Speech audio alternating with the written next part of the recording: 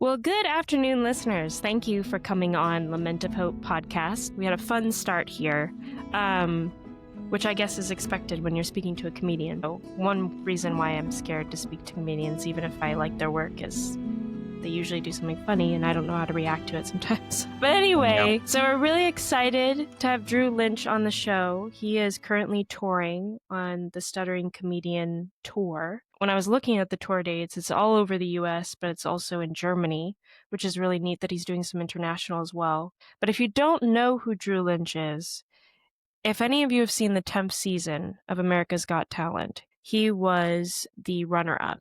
He won. He was the second place, and he got a golden buzzer as well. But at that time, his speech impediment was definitely stronger than it is now. I mean, now you almost can't tell, I think, anyway. But when he started out, his speech impediment was largely there. And so he kind of became known as the Stuttering Comedian. But now his speech impediment is like nil. So it's interesting and something I want to talk to him about as well, because that was part of his PR starting out. And now, which is a good thing for him, it's not as big in his speech. So anyway, he also has a podcast, Did I Stutter podcast, and he is on with us today. So Drew, thanks so much for coming on the podcast. Thank you, Danielle. Expertly done in that introduction. You covered Thank all the you. bases. I was like trying to, I have not, my husband has Tourette's. So there are definitely he's had people come up to him and say things, but Tourette's is different than stuttering. So I don't know the etiquettes all the time around how do I phrase, okay, his speech impediment is less now than it was. Because for my husband, it's different. You said strong. It was stronger than. I like that. It was stronger than is awesome. It was powerful then, and I've only just gotten weaker with it. Well, I wanted to ask you, I mean, you mentioned this in your, the Stuttering Comedian, the live release that's on YouTube, which is like the full special, which kind of started out the tour. But what I'm interested to see, because your PR now, does it have to change a little bit? Because you don't stutter that much. I mean, I was watching the release and you're very comfortable on stage. So you said anxiety is what kind of provokes it to get stronger at times. But you were just floating through it. So I wonder, are you going to have to change the name of how you're known? Well, that's kind of the whole point of the special is that, I would like to just, well, first of all, it doesn't matter if I'm known, but if I am, I want it to be my name. I don't want it to be, I'm just a person, I don't want it to have anything to do with, this thing that happened to me. And the whole part of even me coming into the stuttering as a condition was, just to not let one event define me. And so the fact that it became defined was also something that felt limiting. So the special itself has nothing to do with PR. It has everything to do with the PR that's projected onto me based on what everyone else's perception is. And if someone were to, take a little bit of time to know me or spend any time with, I guess, just my work, that it's a part of my past and it's part of who I am. And I still have days where, my speech gets the best of me, but it's not something that I ever wanted to feel like was a gimmick or a hat or like a sideshow. That's why the whole setting of the special called The Stuttering Comedian is really kind of holding up a mirror to itself. And it's in it's set in a carnival. Like the whole set is a circus, and it's just to kind of embrace this sort of freak role that people have reduced me to, and that way I can address it all in one place and then kind of move on with my life. Yeah. And I wanted, because I mean, I'm going to be honest with you. I know you as a stuttering comedian. Most people do. And that was, I think, your show, like you said, where you were talking about how people would bring that up and you're like, well, I'm just funny. I'm just a comedian. My name's Drew. And I think you're absolutely right that that is how people should view you. But I mean, I'm not a famous person, but my perspective from seeing famous people is that a lot of times, like an actor, you get typecasted a lot, right? And that you could be really good at a dramatic role, but everyone always puts you in a funny role or an evil role or whatever it is. And it's just kind of the reality of what happens, and it's unfair, and you almost have to fight against the grid there. And I guess for you, are you expecting that that might be what happens to kind of get out of, "Okay, I don't want you to know me from an impediment I used to have or have once in a while based on how I'm feeling," which everyone's got something they struggle with, "but I want you to know me for the talents I have."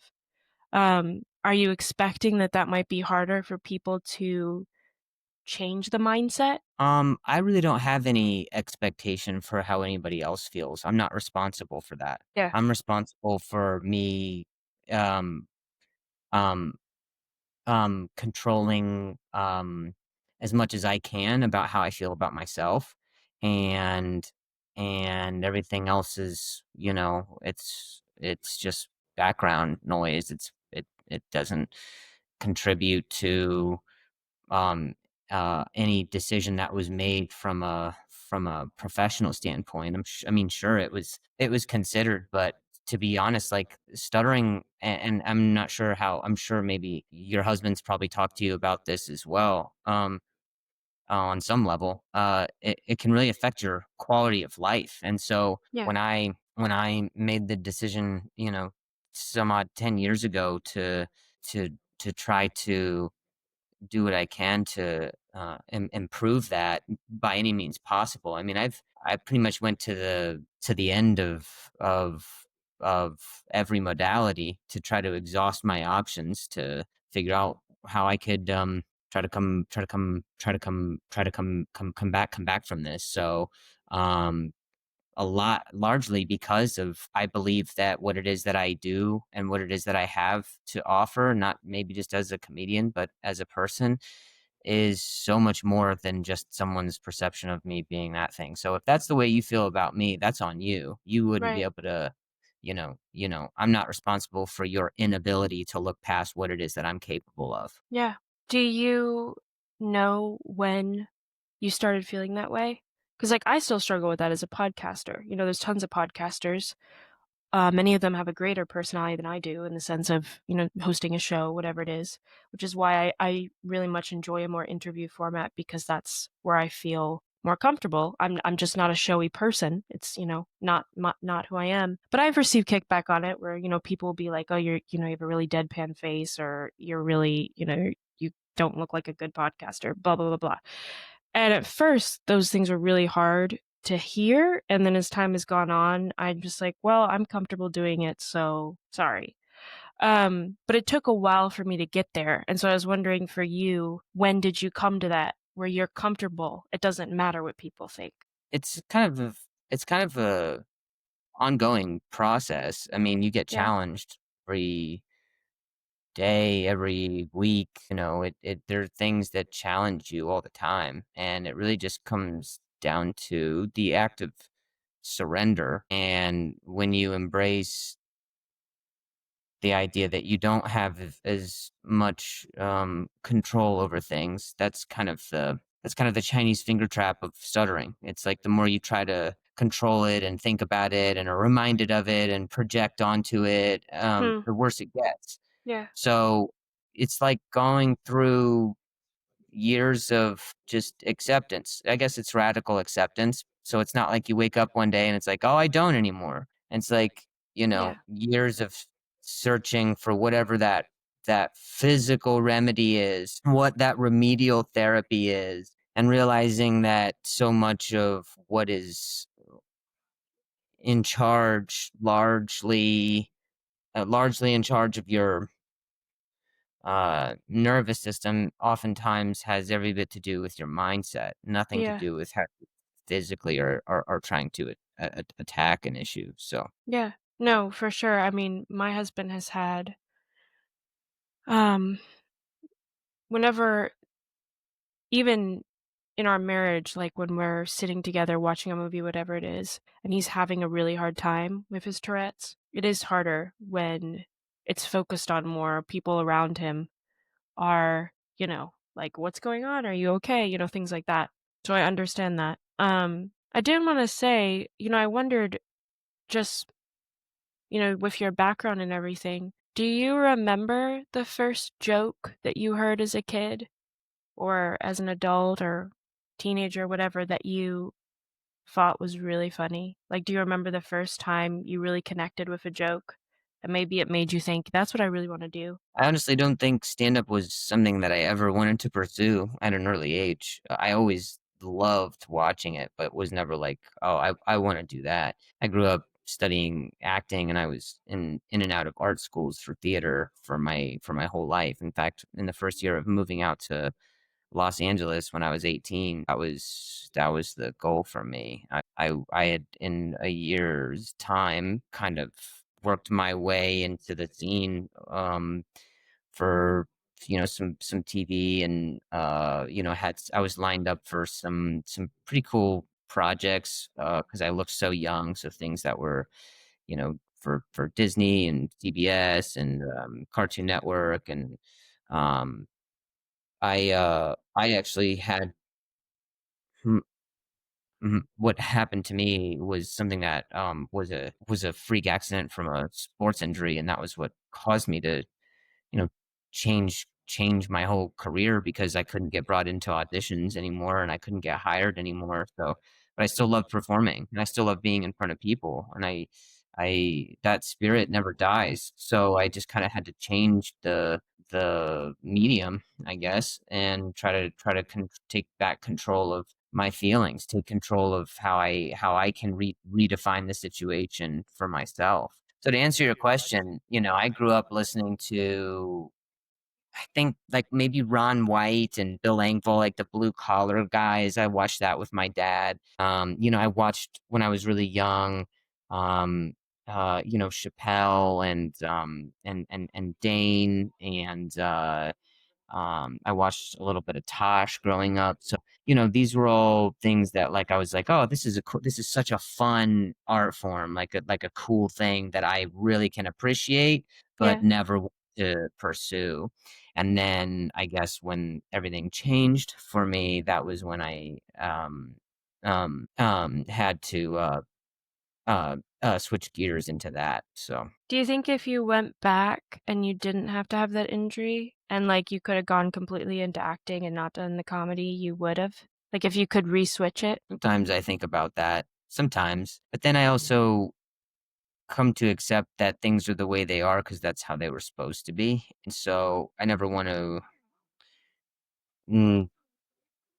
disagree with that.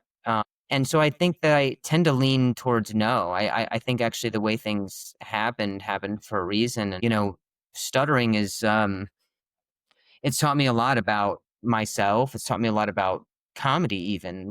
When I first started to write a joke, the words that I had to use had to be so selective and so the Yeah. jokes had to be trim. Like, it taught me word economy. It taught me how to try to retain people's attention with as few as words possible, get to the funniest thing as few words possible. And it taught me joke structure. So it's like if you start to say the sentence with what the misdirect is, then people understand it way earlier into what would be called a punchline. So if at the very end of the sentence, a syllable sounds like one thing, and then the second syllable of that word makes it a completely different word, it can change the whole context of a sentence. Yeah. And that was literally how staccato, how slow, how stagnant, how just broken my speech was, that every single syllable mattered. And so it taught me basically how to write, and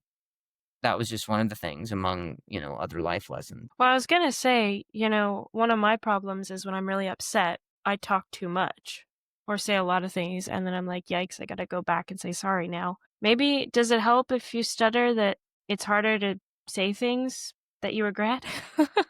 Yeah, I think you could use one. I think that would help you out quite a bit, Danielle. Yeah? Yeah, just I don't know, maybe get like a Timu Stutter or something where you can just, I don't know how quick Amazon is or where you live, but I'm sure China could ship you over something.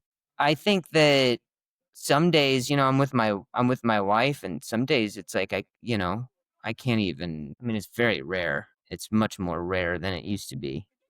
But like some days it feels like I just have to be on a whiteboard and I'll just write to my wife, or I'll be on my laptop and I'll type. That'll be easier than trying to say what it is that I want to say. And I don't think it ever gets less frustrating. In fact, the better I've gotten over the years, it's almost like it's gotten more frustrating because it's like, how am I not past this? How is it not gone all the way? How come I can't control this thing on my terms?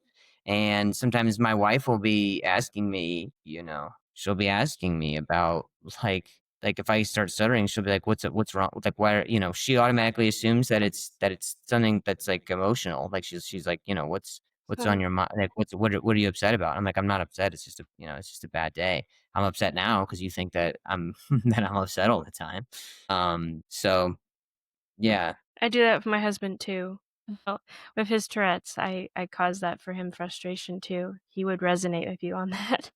Yeah. Do you is because like I know for my husband, his Tourette's as a kid was really bad, and now as he's almost in his 30s, he's not. He'll have really bad days, and then he'll have lots of great days. And he's gotten better with. He was telling me like his whole journey has been how do I hide this better too. So if when I'm in public, it's not like people are gonna just keep staring at me. Um, and I've wondered, but for him, like, it'll never go away. At least, therapists have told him, like, this, you can get better at learning how to live with this so that it's not as noticeable. And on really bad days, you do what you can to um, soften the blow for yourself in a way. But if you're, it's not going to go away for you. Um, and so I wondered for you, like, is do you think you'll come to a point where you won't stutter anymore, or is it just something that, like, I still you'll get to this point where, like now, where it's like, "Okay, I have bad days, but it's not that often." Yeah, I think that's one of the lessons it's taught me is that it's fluid. You're not in charge. The second that you think you have your swagger back, it can come back around and upend you. So uh, I'm not at license to say, honestly, and that's kind of what's beautiful about it. I was a very black and white person my whole life. In fact, I still struggle with that. Things need to be defined, and with stuttering, like it's like maybe one day when I'm really, really old, or maybe one day when I'm really, really stressed, or one day when I'm really, really cold, or one day when I'm really, really tired. These are the things that have just taught me over the years that the second you try to think that you're top dog again, like it all comes crashing down, and then in that you almost have gratitude for it. And then when you start building gratitude for it, then all of a sudden it almost loses its power. It's like it loses its influence on you because you're glad that it's here. So now you're like, hey, like I'm okay either way. I'm not attached to the idea of this ruining my day or not, or I'm not attached to the idea that this did not sound how I wanted it to sound, or this person judged me in a way that I was not prepared for. It wasn't the terms with which I wanted to be seen as. So it's like with anything, like all of a sudden when your relationship to something is not as critical to your overall value that you put on yourself, then Yeah. it loses its power. Yeah, no, that's true. It's hard. I'm still learning that lesson. I think I keep relearning it every day, honestly, because I think comparison is, yeah, I mean, as you said, I mean, it's the enemy of gratitude, but it's also just ever present and always, in our world, we're always comparing all the time. And so I think that's, I mean, it's amazing that, like, I find that very inspiring. I hope that I can get there with my own problems. But do you when you were mentioning the fact that the stuttering has also taught you in other ways, like in other aspects of your life, this humility, this humbling that has to be forced upon you at times because you can't make yourself do what you want to do all the time, or say the thing you want to say as fast as you want to say it or whatever. Um, what other areas are you grateful for that it's helped you in besides like outside of the stuttering aspect? What has that taught you about other areas of life? Um, I think one is that everybody's going through something. Everybody's dealing with something, and I think at my first point of contact with anybody used to always be like, how is this affecting me? The person that they're doing something, there's someone is doing something different, and it's bothering me. It's like it's irritating because it's different, or maybe whatever the thing is, it's not even a thing. Like maybe they're scratching their leg in a weird way, or they're standing in the elevator in a weird direction, or they're talking loud, Yeah. or things or something's, you meet somebody and you shake their hand, or they say a weird comment, or like, you know it's to be on one side of it. You would have to understand that if you invert it, it probably is the same principle. That that that is that is that is that it probably is true just the opposite. So it's like, if people mistreat me a certain way and they know nothing about me or my past or um my character or my level of integrity and compassion for other people, um my whatever, my shortcomings, my acknowledgement of ego, of anything that you can put together that makes up Drew. If someone just writes me off because they can't understand me right away, or I sounded weird, or I didn't get something out in time, or I was awkward, or I projected because I was awkward. Maybe I didn't even stutter, but I was worried that I was, so I didn't talk. And so then Yeah. all of a sudden you think that of me, and all of a sudden someone comes to learn that about me later.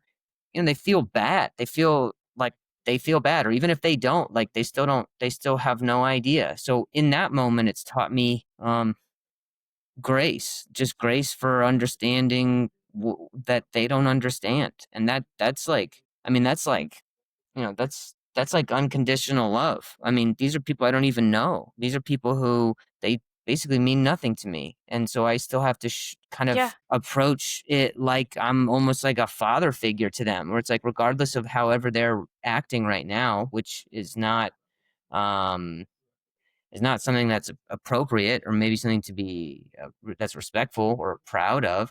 I can still maybe see that maybe they were acting that way because they have whatever issue it is that they're going through. So Yeah. now that I'm on the other side of this, where I am capable of speaking up for myself, and I'm capable of being articulate, and setting a boundary for myself, I have to be careful about not falling back into old patterns where Hmm. I would just become consumed by maybe someone's differences. So because you never know what they're going through, and Yeah. that's kind of what it's taught me. It's like you have to accept that you what you don't what you have to almost know what it is that you don't know, which is Yeah. faith. Basically, you have to accept that you might not know what it is that they're going through, but maybe you can just operate under the assumption that they are. Yeah. No, do you find that harder to do with people you know closely, though? Because sometimes I can find that easier to do with someone I don't care about.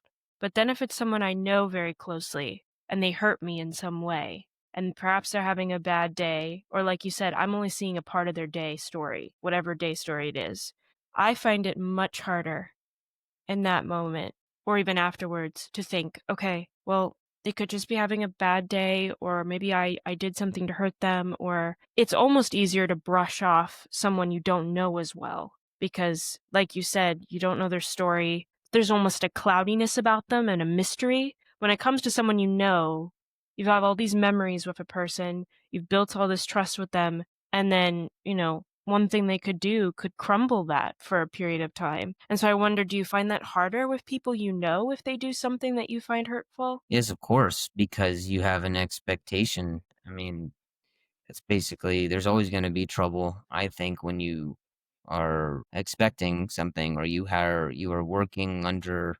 the you're working under the guise of there being something the way it's supposed to be, you know?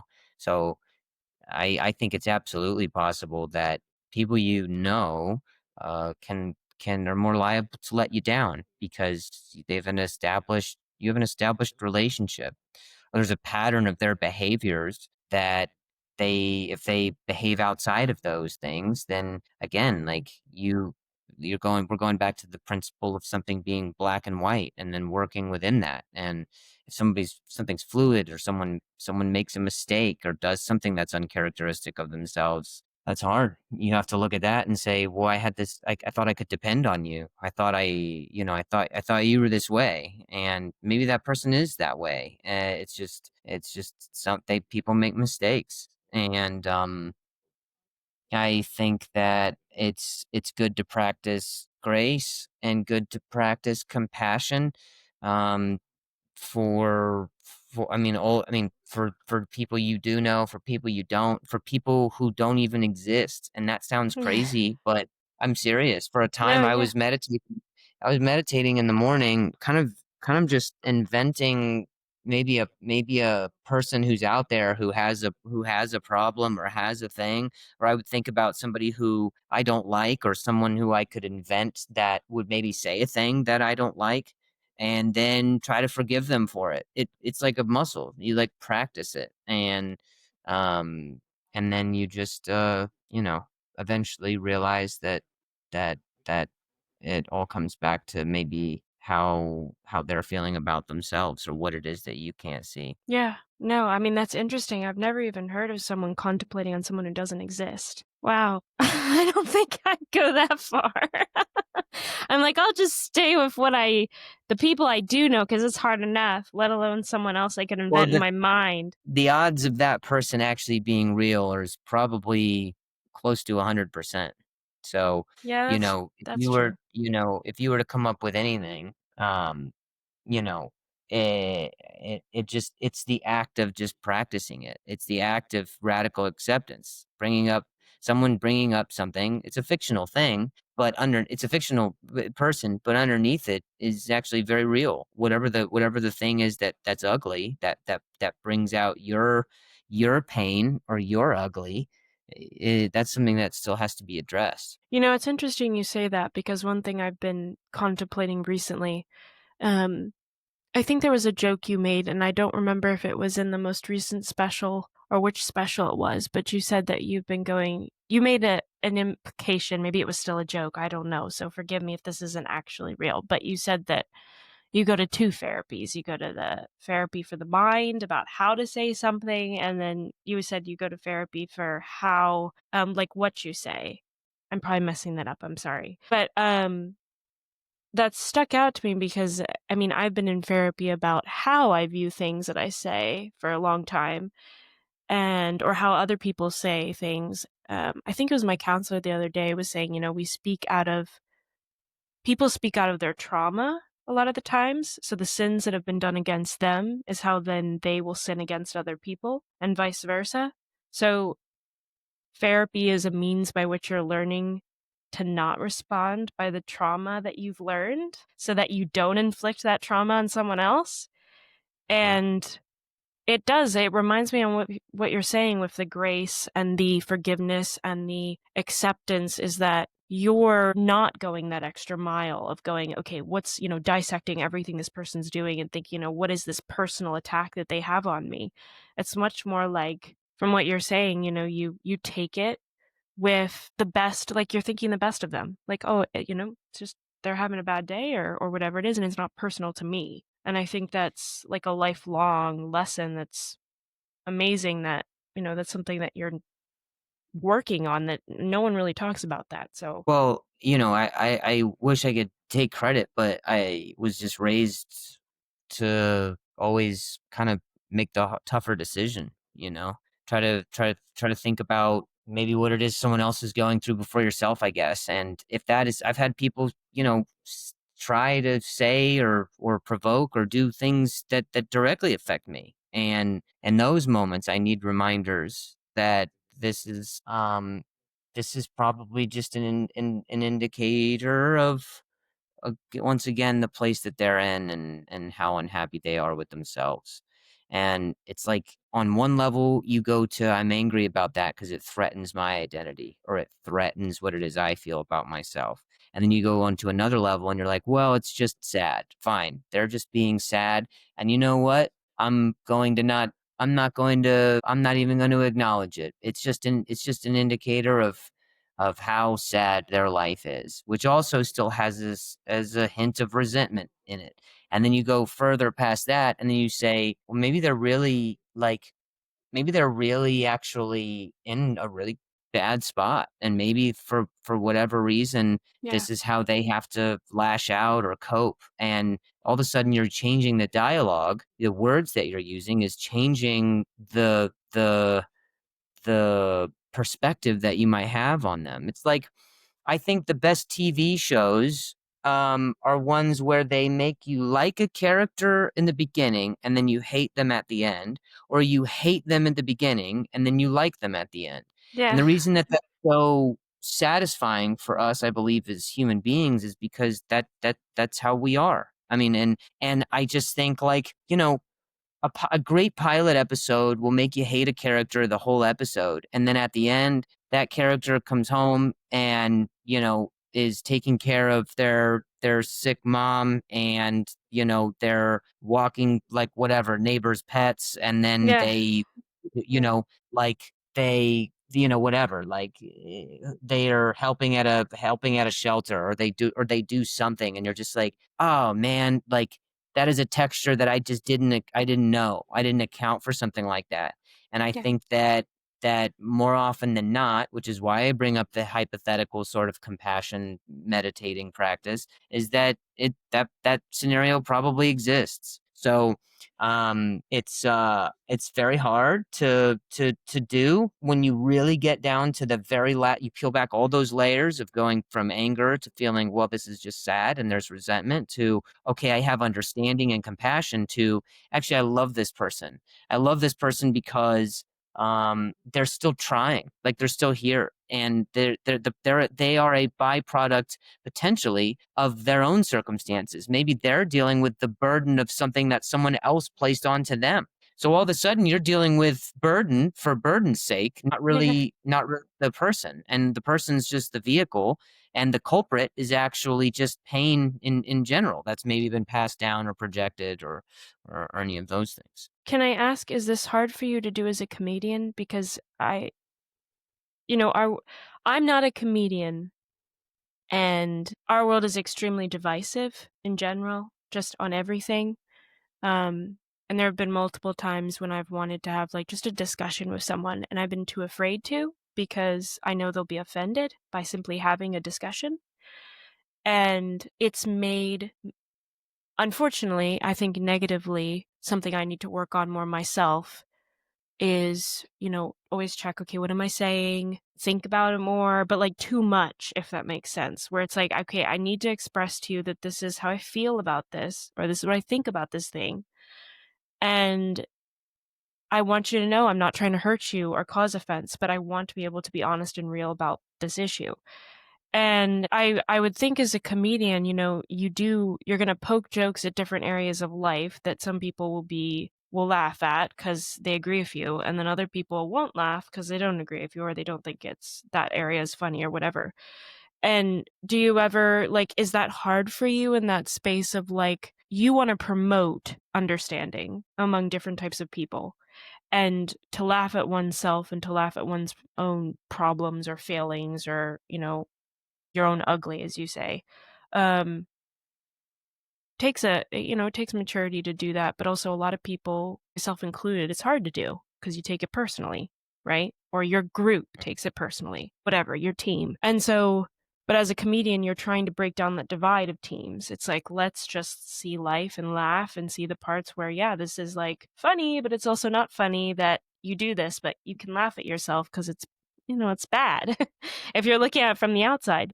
So I just wonder, is that hard for you as a comedian, especially as times get more divisive and hard on certain issues, or do you find it freeing to be able to do that? I wish I could say it was as easy as I wish I could say it was as cut and dry as just like, well, this feels freeing. I think the world that we're in is so divided and volatile, and people are getting more entrenched in their own beliefs and more closed off to others, and more quickly to write off other people because of how they align or identify, or the way that they uh, class themselves. These are all identity is just all products of someone's ego, or someone trying to protect themselves from something.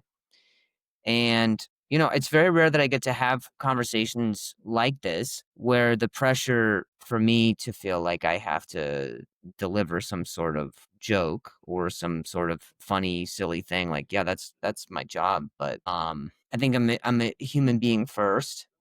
And I've found that how I can help the situation is by trying to show people that there's still funny things to maybe take notice of in something that has nothing to do with either of those things. I mean, it's a very hard thing to do, but it's like, right, if you can get somebody maybe from this group or this tribe to agree, and you can also get someone from the exact opposite group or tribe to agree on something, I mean, that's a victory for their sake. I don't even want credit. Yeah, that's true. I just want them to see that, things are not that different. And, I've been a target for a comedy for a long time, and that's self-induced, like I always know that it's okay to make fun of me as a last resort. And Yeah. if that's something we can all agree on, is that I'm short and I stutter and my wife's way out of my league, and I'm flawed and I'm pasty, and I'm whatever, and I have weird patches that can't fill in on my face, and I wear frumpy clothes, and I look like a working lesbian on stage. I just like fix some stuff for you and help out around the house. Like, these are all things that I think, are important to just kind of say, like, hey, like, I'm willing to like look at myself. So maybe I don't have it all figured out. I mean, maybe you also don't have it all figured out. You thought this thing about yourself and was willing to so quickly align with it. Well, maybe consider a world where that's not it.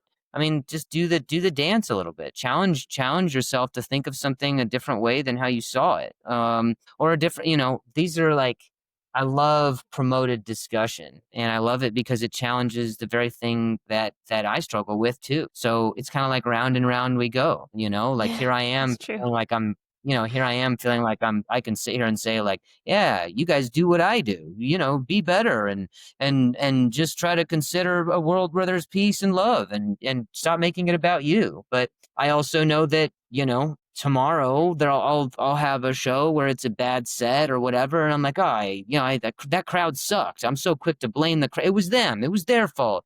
And it's probably not at all. It probably has, again, once again, a lot to do with me. So we just so quickly want to abscond from the threat of something being certain, that we're so eager to put the blame onto anything else rather than have a look at ourselves.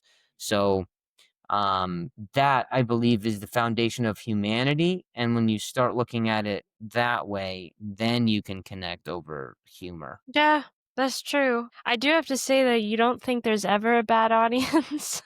There has to be Yeah. some. No, no, no. Tomorrow's audience is gonna suck. I already know it. They're the worst, dude. I might not even go.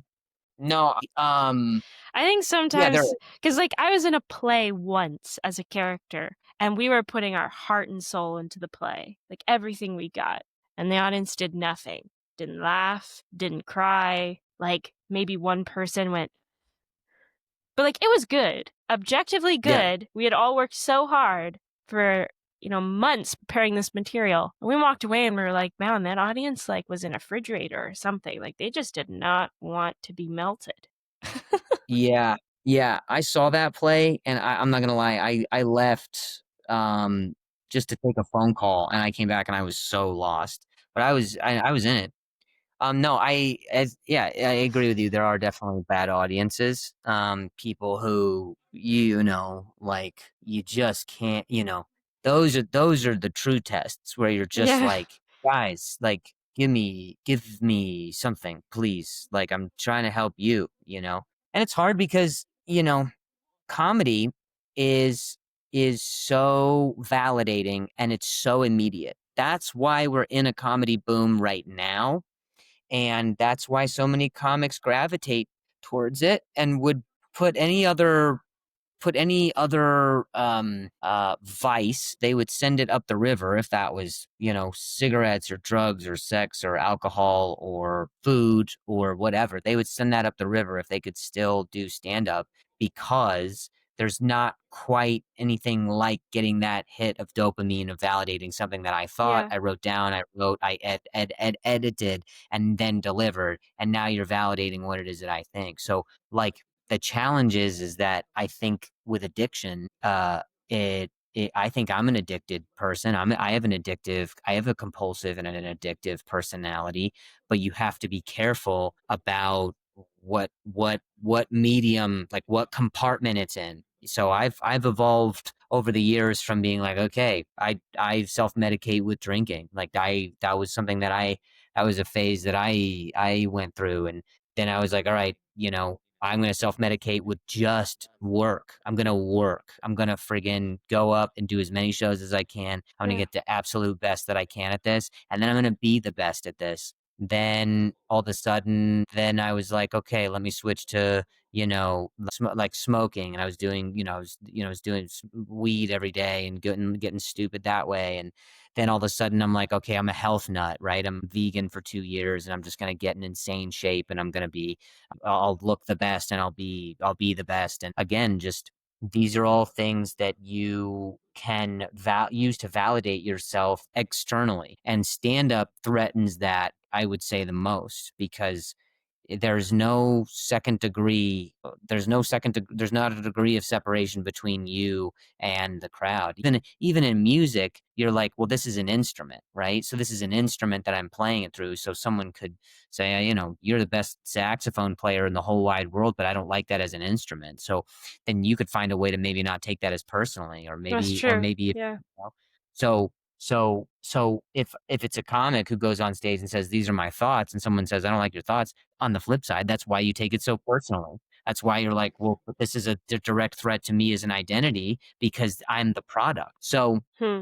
it teaches you. I'm at the place now where it's like, all right, I have to be okay with how I feel about it. And that is what matters to me now. And when you watch some of these veterans, they get to that place where they're like, all right, I care about it. And that's all that matters. And you also watch veterans who come up to you and are like, that crowd was weird, right? Didn't they suck? And you're like, this is insane to be talking to somebody who's been doing this for 30 or 35 years, come up to me and say like, I thought they were terrible, like just a little worried for their own sake, Well, for yeah.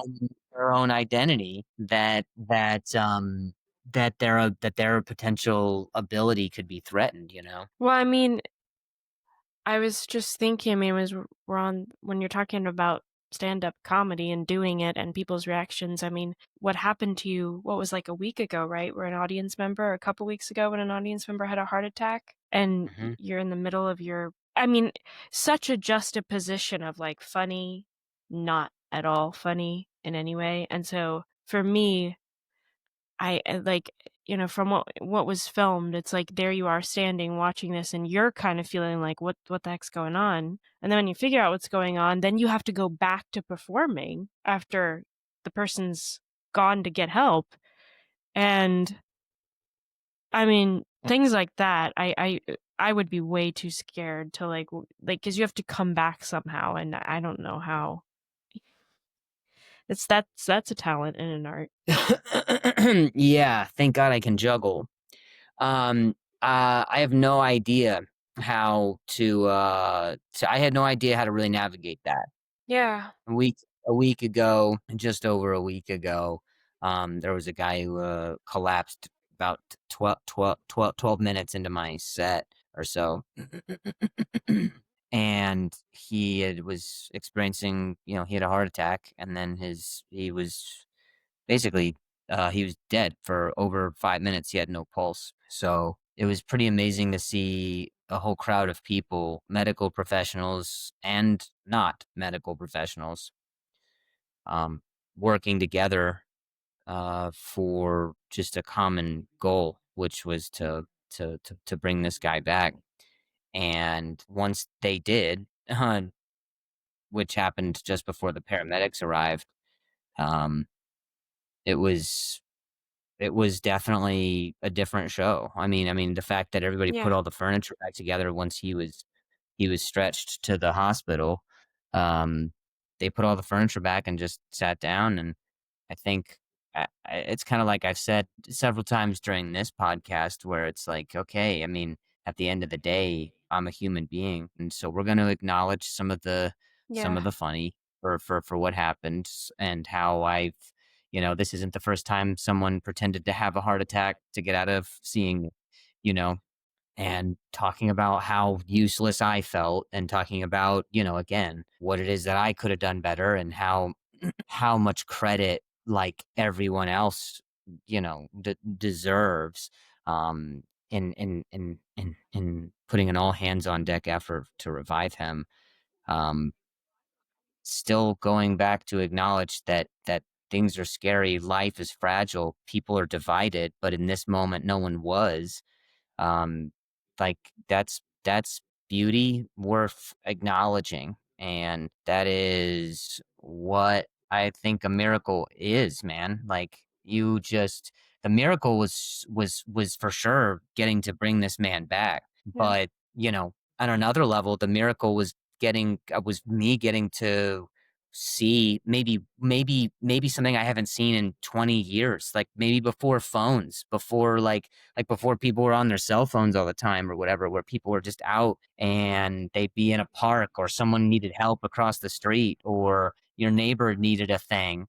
And it just like that, it was like nostalgia for a time that almost doesn't even like apply to the situation.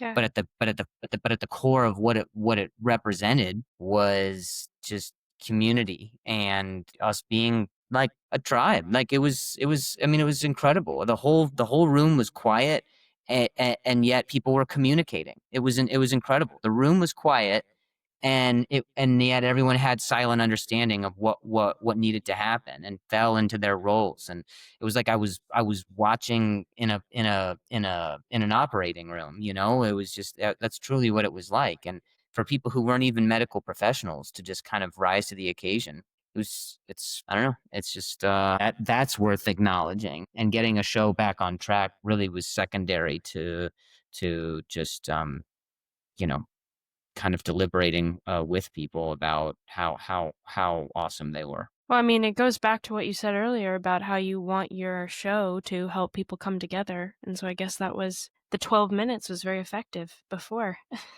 Yeah, it was definitely a good reminder, and I think that I'm different this week than I was, the week before this, where I was going on stage and I'm like, how am I, how's this joke going to work? How am I going to get it to sing? Where am I going to get the most validation from it? How am I going to work it? How's it going to get perfected? How can I get it to be the best? Like, all the same dialogue as before. And then now, after that week, where the very next day, some friends and I went to go visit him in the hospital and cheer him up, kind of finish the show, so to speak, but just really just be there with his family to visit, and and make him feel good. Like that was what felt good. Like that was what it was like. Oh, that's I just totally forgot that that's like what it's supposed to be about. It's just supposed to be fun. It's supposed to be easy. It's supposed to be selfless. And I just I need reminders like that. Yeah. One of the best sounds is a genuine laugh, is a really good sound. Yeah, it's Oh, sorry, go ahead. no, it's a good thing. No, I was agreeing with you. Yeah. Like you can know when someone's not really laughing, you know? You're like, that's fake. Yeah. But just, I want to be respectful of your time. So just as one last question, I'm sorry. I mean, I know this is in part to promote your tour as well. I'm hoping though that, and my goal with this is that people could get to know you as a human being, which I think people have gotten a window into that just a little bit. Um, what is for the tour that's coming up, what is your word for this tour? What is the word that you have assigned to this for yourself, for people coming, that is the essence of what this tour is? I think it's fun. I genuinely think it's fun, and I don't mean even I don't even mean like I'm telling you that you're going to have fun. I mean I am going to have fun regardless. So I think it's like watching. It's like if someone's on stage doing their absolute best at whatever it is, it can be an art, it could be a rock show, it could be at a football game. But if there is just a cat at peace somewhere in the area, people are fixated on that. And I can't tell you that I'm gonna be the most you're gonna have something that's like, oh, I really loved that joke. But I will tell you that every single show I have is unique to that show. No show is like another one. I am someone who is not even responsible for what happens. It's just an energy that is able to be tapped into, that provides just the most bizarre and strange and fun outcome. And I just think like I would rather watch anyone do what it is that's making them uh feel like they're, having fun. So that's kind of what this tour is about. Well, you were talking And about cats and mine just came. kind of a beautiful moment here. I thought I heard a cat meow in the back there. This is See, and now night. I'm fixated on the cat. No matter Yeah. what we say now, it's all about this. This is Nightly. Oh, Nightly, that's say a hi to name. Drew. Like Hi, Kira? Drew. Hello. Actually, okay, I mean, I'm sorry, this is kind of nerdy. You know Jane Austen's Emma, Uh, Mr. Knightley? I sure don't. I'm so dumb. No. So Knightley's a boy, but he's very affectionate and super emotionally in tune. And so I didn't want to give him a really boy sounding name. And Oh, Knightley has this soft wow. effect upon your soul. Yeah. Yeah, it really does. It really does. Solid name. But the Wow, really. timing was amazing. I heard the cat, I heard what you were saying. I was like, I didn't plan that. Yep. Yep. Well, anyway, Drew, is a gift. Thanks for talking with me, and I hope this was encouraging and refreshing for you in the midst of all your preparation and the shows and all that stuff. Yeah, I loved it. Loved getting to chat. All right, well, have a good day, and Nightly says bye too. Yeah, I heard it. Yeah, that was special. Thank you so much. You're welcome. Bye.